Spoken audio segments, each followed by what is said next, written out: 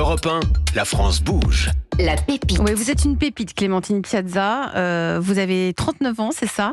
Après de brillantes études à HEC, vous avez travaillé dans l'immobilier commercial. Oui. Au sein des centres commerciaux, Unibail, c'était Exactement. ça. Ça a duré 8 ans. Oui. Mais vous avez tout quitté pour entreprendre. Et je crois, peut-être que je me trompe, que le déclic de tout ça, c'est la perte, le décès de votre meilleure amie. Alors, j'ai accompagné ma meilleure amie qui faisait face à un décès très difficile. Ah d'accord, c'est pas elle. Exactement. Ah bah non, alors on lui souhaite bonne santé surtout. Moi, j'ai pas compris ça. D'accord. Donc, elle a fait face à un décès difficile. Et là, vous avez vu qu'il y avait plein de failles, plein de manquements dans l'organisation des obsèques. Exactement, oui. J'ai été marquée un peu par l'archaïsme des solutions proposées aux familles et par le parcours aussi des obsèques. Et donc, j'ai décidé d'entreprendre pour être à la hauteur des attentes des familles et les soulager vraiment pour qu'elles puissent vivre ce moment de la perte et du deuil ensemble. Pourquoi elles n'étaient pas ensemble avant ? Elles étaient ensemble, mais elles étaient très chargées par les formalités administratives, stressées par la charge financière des obsèques.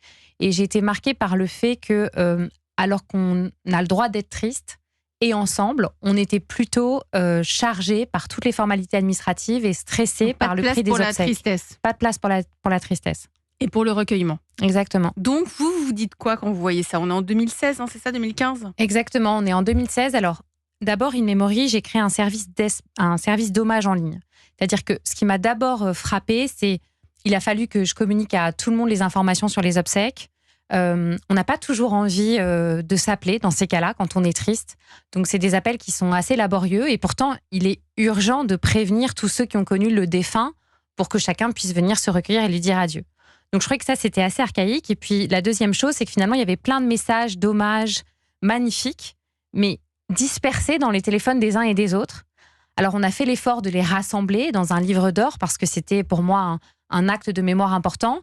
Mais c'était difficile à faire. C'est un moment où on est très fatigué. Et donc, j'ai voulu simplifier déjà ce premier temps de l'hommage en créant un service qui permet de créer un espace dédié aux défunts.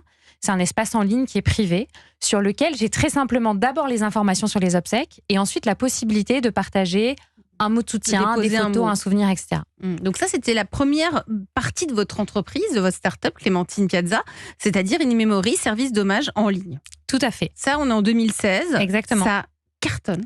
Oui, on a 5 millions d'utilisateurs de ce service. Ça fait beaucoup de sens pour les familles. Pourquoi vous dites 5 millions d'utilisateurs ? Ça veut dire que même 3 ans après, on peut aller encore redéposer un mot, bien sûr. ou relire ce qui s'est passé. Ah oui, alors ça, c'est très important. Comment vit ce service ? Parce qu'une fois que les obsèques sont passées, c'est fini, j'ai envie de dire. Cet espace, il est à la famille. Ça, c'est très important. C'est elle qui en a le contrôle, c'est sa propriété, c'est une œuvre collective qui ne nous appartient pas en tant que société, alors d'un point de vue légal, mais aussi symbolique.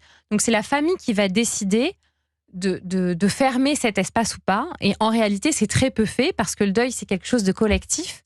Donc, si je fais partie de la famille et que je le ferme, j'empêche d'autres personnes en deuil de venir se recueillir et de venir relire les messages. Ce qui est très beau dans l'espace d'hommage, c'est qu'on voit aussi vraiment toute la communauté du deuil. Bien sûr, il y a les proches, mais vous savez, il y a aussi les soignants, il y a les patients, il y a les anciens élèves, il y a les commerçants du quartier qui, grâce à In Memory, trouvent un espace pour s'exprimer. Et à la fin, c'est une vraie mosaïque de la vie vécue. C'est un petit peu un cimetière numérique, finalement. C'est un cimetière numérique avec la parole aux vivants, puisque là, le rite d'hommage, il est pour les vivants. Et le cimetière, c'est aussi la maison des morts où viennent se recueillir les vivants. Mais j'ajouterai cette nuance. Là, c'est vraiment le cœur des vivants qui parle. Le cœur des vivants qui parle. Ensuite, vous dites qu'il y avait un gros besoin aussi du côté des obsèques. C'est là où In Memory prend plus d'ampleur.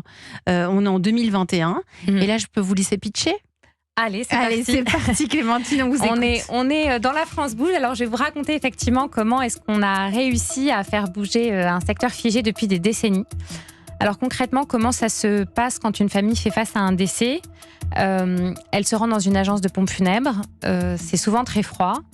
Vous êtes chargé d'émotions, évidemment, de stress. On vous assomme de formalités administratives et vous signez un devis de 5 000 € en moyenne sans vraiment savoir pourquoi. Donc c'est ça qu'on a voulu arrêter. On s'est dit c'est urgent que ça cesse. Et donc quand j'ai créé les pompes funèbres In Memory, j'ai d'abord fait appel à du bon sens en me disant à quoi devraient ressembler des pompes funèbres aujourd'hui. D'abord, ce qu'on a décidé d'arrêter, c'est la posture de commerçant. On n'a pas de promotion à la Toussaint, il n'y a pas de showroom de cercueil, il n'y a pas de conseiller commissionné à la vente.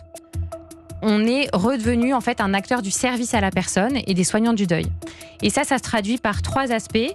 D'abord, on a réinventé les lieux où sont reçues les familles. On n'a pas d'agence sur la rue. On a des lieux qui sont toujours en étage, qui sont intimes, qui sont chaleureux. Donc on est présent à Paris, à Bordeaux, à Lyon, à Nantes, à Rennes aussi, et toujours en plein cœur des villes. La deuxième chose qu'on a fait, c'est qu'on a clarifié l'offre. On parlait des cercueils tout à l'heure. Nous, on a fait un choix assez audacieux. On ne propose que 2 formes de cercueils et pas un catalogue de 40 cercueils. On a sélectionné ces objets avec soin et aussi, ça nous permet de les proposer à un prix juste. Je vous arrête. On vous a laissé un peu plus d'1 minute, Clémentine Piazza, fondatrice d'In Memory, parce que c'est passionnant ce que vous nous racontez. Vous êtes en train de bousculer un petit peu cet univers. Ce que je retiens, c'est le fait d'accueillir les familles, non plus dans une espèce de magasin en vitrine, mais c'est quoi? C'est dans un appartement? C'est quoi? Ça ressemble à un appartement. C'est entre l'appartement et le bureau. C'est-à-dire, on a les codes de la maison. Effectivement, on a des voiles, on a un espace bibliothèque. Donc, ça enveloppe en fait les familles qui sont très fragiles quand elles rentrent. Et on a voulu créer cet espace pour essayer de les apaiser et leur donner du coup la force d'agir. Parce que quand elles sont avec nous, on leur pose beaucoup de questions. Quoi comme question? On leur demande déjà si elles veulent que ce soit une inhumation ou une crémation. On leur demande, vous pensez qu'il y aura combien de personnes aux obsèques? On leur demande leur rite. Les familles les connaissent plus ou moins parfois, donc on en parle aussi. Parfois, on leur explique. Vous avez une spécificité par religion? Vous avez oui, bien des sûr. experts? On connaît bien. Alors, toutes les personnes de l'équipe sont expertes dans chaque rite. On aime ces rites. Enfin, je veux dire, les rites funéraires, c'est des rites pour survivre à la perte, en fait. Ils sont très importants. Et on connaît bien sûr les rites de chaque religion et aussi les rites laïques. Et on est très sensible à les réaliser avec du sens pour que ça apaise l'assemblée qui s'est réunie. Et en termes de prix, vous avez fait baisser les prix si vous prenez que 2 cercueils au lieu de 40? Oui, on a fait baisser les prix. La question du coût d'achat du cercueil était une bonne question tout à l'heure. Effectivement, c'est les pompes funèbres qui choisissent le prix des cercueils. Aujourd'hui, nous, on est 2 fois moins cher sur les cercueils. Et en fait, pourquoi? Parce qu'on a décidé d'appliquer une marge moyenne par éthique, en fait, en se disant... donc ça veut dire qu'ils ils ont des très très grosses marges. Mon point de vue, c'est que la marge sur les cercueils aujourd'hui en France, elle est trop importante. Et, elle est de combien? Alors, je sais qu'elle est... bien supérieure à 70% dans les groupes qui dominent le marché. Ouais. Et c'est là où nous, on a voulu se remettre en ligne avec une marge moyenne de société de services, très simplement. Julien Onard, sur le cercueil, en effet, j'ai lu des exemples. Cercueil acheté 200 €, vendu 2500. C'est des marges qui sont plus élevées que celles du luxe. Probablement parce que le produit est obligatoire et que malheureusement les familles sont en détresse. Et il y a une situation de détresse, de vulnérabilité. Donc c'est aussi pour ça, on n'a pas envie de négocier un cercueil quand on vient de perdre un proche. Il y a un aspect qui est très particulier en fait dans notre métier, c'est l'urgence aussi. C'est-à-dire que la loi française prévoit qu'on a 6 jours maximum pour organiser des obsèques. C'est la loi. Donc quand on fait face à l'urgence, et qu'en plus on est fatigué, je veux dire parfois on vient d'accompagner une personne des mois à l'hôpital, c'est ces familles-là qu'on reçoit. L'énergie pour comparer, pour résister, elle est difficile à avoir. C'est pas le moment. Il y a beaucoup de personnes qui préparent leurs obsèques en avance, où vous voyez des familles qui arrivent et qui débarquent, où en général c'est quand même assez préparé. Comment c'est en France? Quel est le tableau aujourd'hui des familles endeuillées? Je trouve que ça pourrait être plus préparé. Je pense que là, on fait face au tabou de la mort. Plus c'est préparé, plus c'est apaisé, plus les proches se sentent soulagés. Donc, c'est important de partager en famille ses volontés funéraires. La question de l'inhumation, de la crémation, si on n'a pas la réponse, c'est terriblement inconfortable. Et c'est souvent le cas? C'est pas souvent le cas sur ce sujet-là, parce qu'il y a soit le rite de la famille, religieux laïque, où ça a quand même été évoqué. Mais oui, on pourrait aller plus loin. Si par exemple, je prends le rite chrétien, est-ce que ça doit être une messe ou est-ce que ça doit être une bénédiction? Là, les gens n'en savent rien, ça n'a pas la même signification. Alors, comment vous les conseillez? Alors, d'abord, on les écoute, c'est fondamental, et on prend le temps de les écouter pour qu'elles aillent jusqu'au bout de qu'est-ce qui leur semble être juste. Ce n'est pas des questions faciles qu'on pose. Donc, le temps, c'est très important dans notre accompagnement. Et ensuite, à la fois prendre du temps et à la fois faut être rapide. Parce que dans certains rites, il faut enterrer dès le lendemain. Exactement. Alors, ces rites-là, généralement, la famille a choisi que c'était ce rite. Et à ce moment-là, on est à la hauteur du rite. Et donc, c'est notamment le rite juif, par exemple, où ce qui est très important, c'est d'enterrer vite. Et nous, on a des équipes renforcées pour réaliser ce rite, parce que être à la hauteur de ce rite, c'est être rapide. Bien sûr. Donc là, dans ces cas-là, on a moins ce temps de la discussion, parce qu'on sait que l'essentiel du rite, c'est la rapidité. En revanche, quand par exemple, on va préparer une cérémonie laïque, les rites laïques en France, ils sont en train de se définir. Oui. Exactement, tout est à inventer. On n'est pas dans la situation du mariage, on n'a pas un an devant nous. Là, on a toujours 2 rendez-vous, ça c'est une spécificité chez In Memory. D'abord, un premier rendez-vous très organisation, on réserve les lieux, le crématorium, le cimetière, on passe les appels, on donne les dates aux familles, elles ont le parcours qui est très clair. On a un deuxième rendez-vous, là on prend du temps. Nos maisons jouent un joli rôle dans cette discussion parce que les gens se sentent un peu à part aussi. Et là, on leur dit, alors on va réaliser ce rite ensemble et on a des célébrants pour les communautés laïques qui sont formés à la prise de parole. Ça, c'est aussi une spécificité chez In Memory. Le métier d'accompagnant, c'est-à-dire, enfin, on appelle ça accompagnant chez nous, mais de conseiller funéraire, c'est pas le même que le métier de célébrant. Pour moi, c'est pas normal que ce soit les mêmes personnes. Et c'est les mêmes personnes dans les maisons C'est funèbres. toujours les mêmes personnes qui font tous les métiers. Alors que c'est des métiers, soit c'est un métier de pédagogie, d'intimité, de créer la confiance. Vous devez les déranger, Clémentine Piazza, les dinosaures. Oui, on les dérange. Après, mon souhait, c'est que les standards changent. Si jamais ça crée d'autres idées, une autre façon de faire et plus de temps passé, tant mieux. Julien ? Oui, Renard ? en fait, Clémentine, elle incarne avec douceur et empathie son métier. Ce qu'il faut voir aussi, c'est qu'elle a beaucoup de courage de se lancer dans cette activité. Hyper courageux. Ouais, parce qu'elle le fait comme une entrepreneur. C'est-à-dire qu'elle est allée étudier étape par étape ce qui se passe. Elle allait se confronter au deuil, à la mort, etc. Et elle s'est dit, tiens, moi, comment j'aurais aimé que ce soit. Mais c'est très courageux parce qu'il faut vraiment se confronter à ça. Et j'ai écouté dans un podcast que tu disais que la décision d'aller dans ce secteur d'activité avait été pour toi très difficile à prendre. Exactement, parce que tu as raison, je savais que je le ferais comme une entrepreneur, donc en vivant chaque étape. Et donc, j'ai eu peur. J'ai senti que c'était important qu'il y ait un autre acteur. J'ai senti que ça pouvait pas durer comme ça. J'avais une forme de colère, une envie que ça change pour les familles. Et j'avais peur aussi. D'abord, j'avais peur. Vous aviez peur de quoi, Clémentine ? De prendre soin des défunts. On réalise les toilettes mortuaires. Alors, sauf quand elle est rituelle, dans ces cas-là, on fait appel aux associations. Vous l'avez fait déjà ? J'ai assisté à ça, bien sûr. Et j'ai un point de vue là-dessus comme un entrepreneur. C'est-à-dire, je me suis posé la question de qu'est-ce que c'est un recueillement réussi ? C'est quoi finalement quand on va dans la chambre mortuaire de l'hôpital, quand on va dans la chambre funéraire, c'est des lieux qui sont froids, c'est terriblement froid et qu'il faut rapporter de la chaleur. Je me suis dit, mais qu'est-ce que ça veut dire ? Alors d'abord, la première réponse, c'est qu'il faut que le défunt se ressemble. Il faut que dans la façon dont on a réalisé la toilette, qu'on a apporté de la couleur, qu'on l'a habillé, il faut que chacun retrouve son grand-père, sa grand-mère. Parfois, j'entendais, elle a trop été maquillée. Ça, c'est pas possible parce que déjà, c'est dur. On peut pas être gêné en plus que ce soit dur. Ça, c'est pas possible. Et ça, c'est notre responsabilité à nous. Chez In Memory, toutes nos équipes, elles ont une petite valise roulante et on arrive avec nos éclairages, nos nappes, nos enceintes et quelque chose pour aussi mettre des photos si c'est le choix de la famille. C'est-à-dire que, autour du cercueil. Parce que la chambre mortuaire de l'hôpital, elle est trop froide. Vous la customisez, quoi. Exactement, parce qu'on ne peut pas avoir un plafonnier blanc quand on se recueille. C'est le cas. On mérite tous mieux. Donc du coup, on s'est dit, comment je l'aurais fait moi-même ? Je l'aurais fait avec mes petits lampions, chaleureux, etc. Donc c'est vrai que j'avais peur aussi de recevoir la douleur dans mes lieux.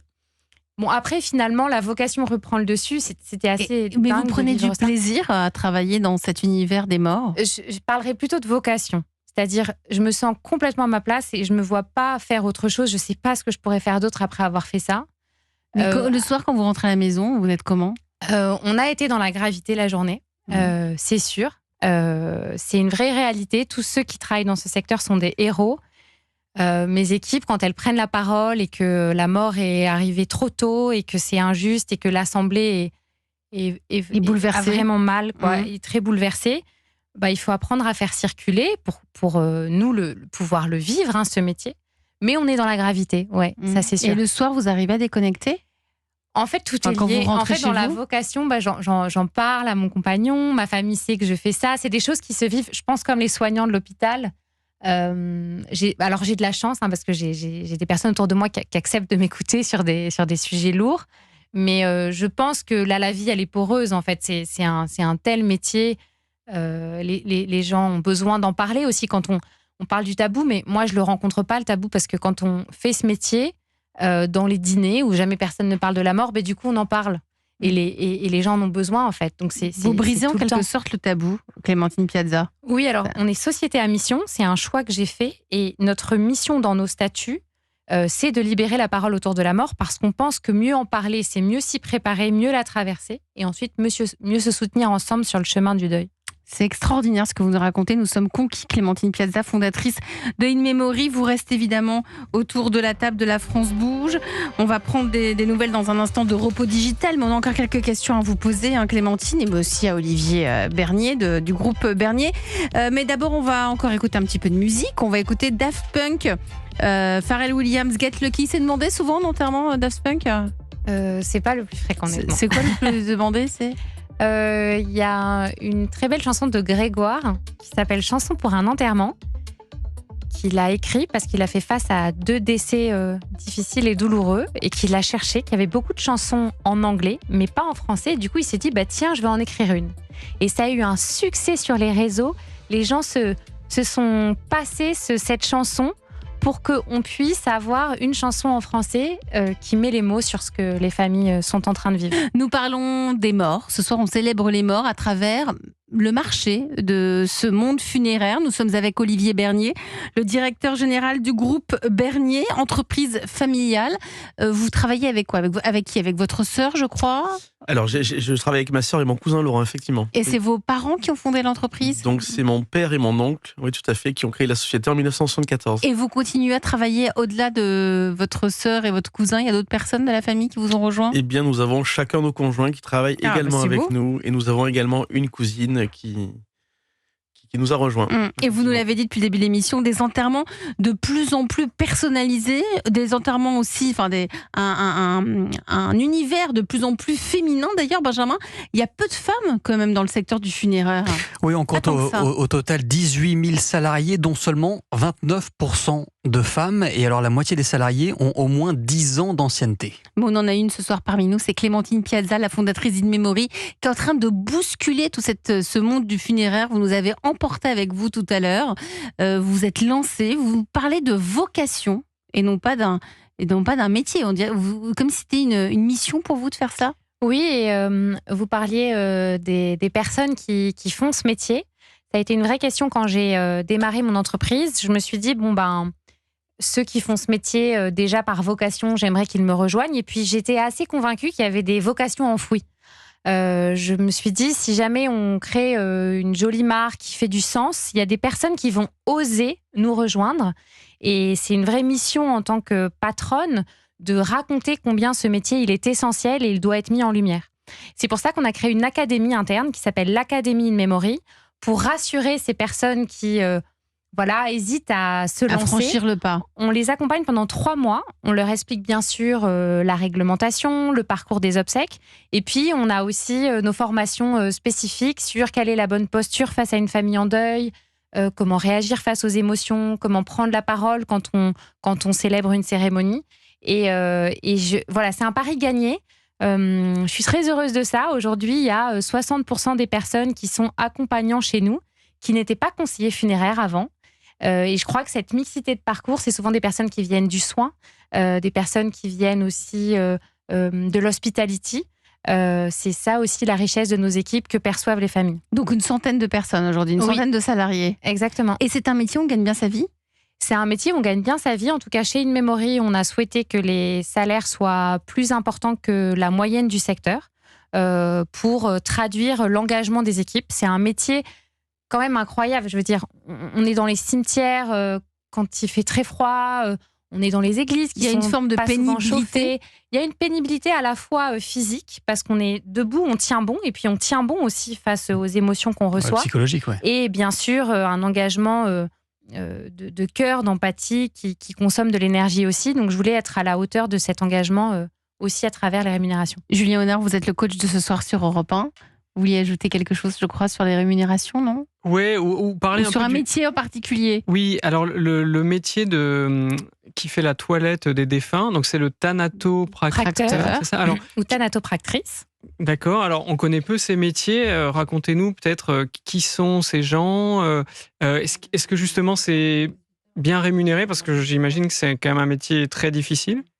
C'est un métier très difficile. C'est souvent des anciens soignants. Là, vraiment, je dirais que presque 100% des thanatopracteurs ont été infirmiers à l'hôpital, ont été dans le soin. C'est important. Pour moi, ce moment-là, c'est vraiment aussi le moment de la transition entre le milieu du soin et le monde de l'adieu. C'est un métier important parce qu'il permet la dernière conversation avec le défunt.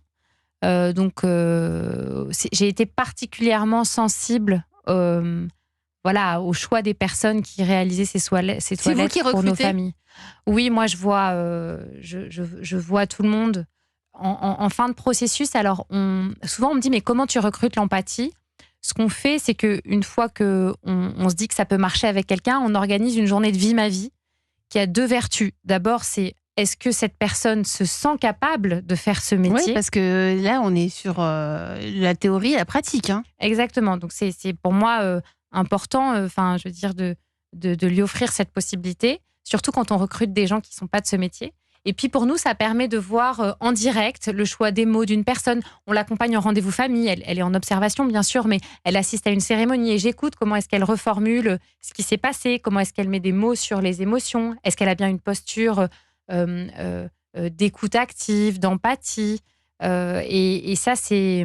Mais tout ça, vous l'avez appris où, vous? C'est inné? En fait, je pense que l'empathie, on a l'impression que c'est magique, c'est une compétence. Alors oui, j'ai cette compétence. Et là, ce qu'on fait chez InMemory, c'est qu'on a un vrai protocole pour identifier cette compétence. Alors malheureusement, dans les CV, il y a rarement écrit empathie parce que l'entreprise n'a pas créé encore. Et puis c'est moins valorisé. En plus. C'est moins valorisé. En fait, ça s'identifie. Et donc, oui, j'ai cette compétence et mes équipes l'ont et je sais aussi l'identifier dans un processus de recrutement. Est-ce qu'il y a une famille ou un enterrement qui vous a particulièrement marqué, Clémentine Piazza? Vous êtes la fondatrice d'InMemory ce soir sur Europe 1. Oui, bien sûr. Enfin, on est habité par ces cérémonies et Vous assistez à toutes les cérémonies? J'assiste pas à toutes, je peux pas parce que on se développe rapidement, mais j'ai installé un rituel parce que justement je voulais pas être déconnectée. Je me suis dit en fait à la fin je fais ce métier pour ce métier, mais faut pas faire que du business. Comment ne pas être que patronne, en charge du recrutement, en charge des process, etc. Bien sûr c'est important, et donc on a créé un rituel qui s'appelle le récit de cérémonie. Donc on a un outil de communication collectif, classiquement ça s'appelle Slack, et chaque accompagnant après avoir accompagné la cérémonie raconte comme il le souhaite. Alors parfois, il va particulièrement parler du défunt, parce qu'il y a des cérémonies où le défunt est tellement présent, vous savez, ses personnalités, vraiment, les gens sont là, quoi. On est entre 2 mondes, et c'est vrai qu'il y a parfois des présences incroyables, donc on va beaucoup entendre parler de la vie qui a été vécue. Parfois, ça va être de la famille, parfois, ça va être d'un geste d'hommage, comme écrire sur un cercueil. Ça, c'est fait quelquefois. Et donc, c'est ce qui nous permet d'abord de dire merci aux équipes, parce qu'elles nous racontent leur quotidien. Et c'est un quotidien qui mérite du temps pour être raconté. Et moi, ça me permet du coup de savoir à qui on a dit adieu. Et alors, est-ce qu'il y en a un qui vous a marqué? Que vous pensez là ce soir? Oui, il y a une anecdote. C'est moi qui ai répondu au téléphone. Il y a une dame qui me dit, mais vous savez, on est très pudique, on ne veut pas de cérémonie. Alors, très bien. Et puis... moi, je suis à l'écoute de ce qu'on me dit, mais je dis ok, s'il n'y a pas de cérémonie, mais est-ce que les autres ont besoin d'un temps d'adieu? Et puis elle me dit, en fait, je crois qu'on aimerait bien qu'il y ait de la musique. Alors, je dis, mais vous savez, de la musique, c'est une cérémonie, si c'est ça qui compte pour vous. Et donc on est parti de là, et à la fin, c'était au crématorium, on a installé 10 chaises, et la famille était là, et il y avait un fond musical, et chacun racontait un souvenir avec le défunt, et nous, on était simplement en retrait à permettre ce moment. Et ça, je me suis dit, waouh, c'est ça notre métier. En fait, c'est que chacun se sente fier de l'adieu. Et, et que ça corresponde à ce que la personne voulait et pas par rapport à une norme particulière. Exactement. Donc là aussi, on est dans le sur-mesure et dans le personnalisable pour chacune et chacun.